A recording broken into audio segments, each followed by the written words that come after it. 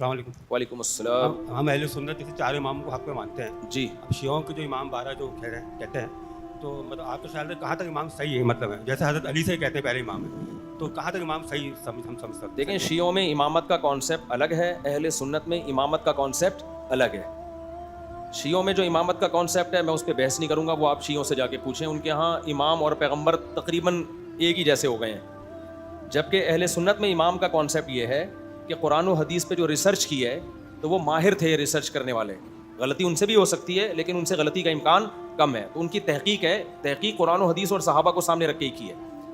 تو اس لیے اگر 100% یقین سے ثابت ہو جاتا ہے اگر ہمارے سامنے کہ اس میں امام حنیفہ کا قول قرآن و سنت کے خلاف ہے تو اہل سنت پھر اللہ کے نبی کی بات کو لیں گے، امام حنیفہ کے قول کو نہیں لیں گے، اور کرتے بھی ایسے ہی ہیں.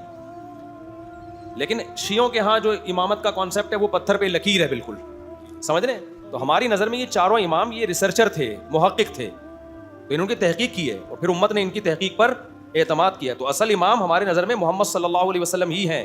ان کی بات نبی کی بات پہ حجت نہیں ہو سکتی، نبی کی بات سے آگے نہیں نکال سکتے ہم، بلکہ نبی کی بات کی تشریح کے طور پر ان کو لیا جاتا ہے کہ نبی کی بات کا ایک مطلب وہ ہے جو میری سمجھ میں آ رہا ہے، ایک مطلب وہ ہے جو امام حنیفہ کے سمجھ میں آ رہا ہے. تو ہم کیا کرتے ہیں بھائی، جو مجتہد کی سمجھ میں آ رہا ہے اس کو فالو کرو. لیکن یہ نہیں ہے کہ ہم ان کو نبی کے برابر قرار دے دیں، اصل تو نبی ہی کو فالو کرنا ہے. سمجھ رہے ہو کہ نہیں سمجھ رہے؟ جبکہ شیعہ حضرات کے یہاں امامت کا کانسیپٹ یہ والا نہیں ہے. میرا سوال یہ ہے کہ جیسے حضرت علی، حسن، حسین، یہ تو ہم سمجھتے بھی حق ہیں. ان کے بیٹے امام حسین زین العابدین کہتے ہیں کہ انہوں نے ایسی کوئی چیزیں نہیں کی حضرت حسین کے شہادت کے بعد، لیکن ان کے بعد جو امام چلے تو وہ بھی کیا صحیح عقیدے پہ تھے؟ نہیں، دیکھو شیعہ کے جو امام ہیں نا جن کی طرف نسبت کرتے ہیں وہ لوگ ٹھیک تھے. جیسے امام جعفر صادق تھے، وہ تو بہت بڑے عالم تھے، بہت بڑے بزرگ تھے.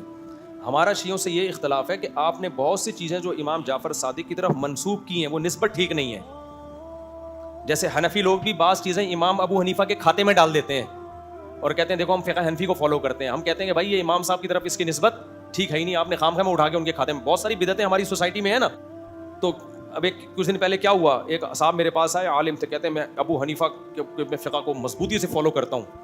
میں نے کہا فار ایگزامپل، کہتے ہیں میں فرض نماز کے بعد کبھی اجتماعی دعا چھوڑتا ہی نہیں ہوں. میں نے کہا کمبخت تو نے فالو بھی کس میں کیا ہے؟ ٹھیک ہے نا، جو ثابت ہی نہیں ہے.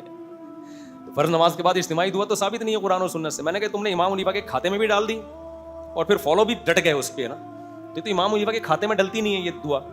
تو اس طرح شیعہ حضرات نے بھی بہت ساری چیزیں ان ائمہ کے کھاتے میں ڈالی ہوئی ہیں، حالانکہ وہ ائمہ ان چیزوں سے بری ہیں. کوئی صحیح سند سے ثابت نہیں ہے کہ انہوں نے کبھی کسی امام جعفر صادق سے آپ یہ ثابت نہیں کر سکتے کہ وہ ماتم کی ترغیب دیتے ہوں، نوحے کی ترغیب دیتے ہوں.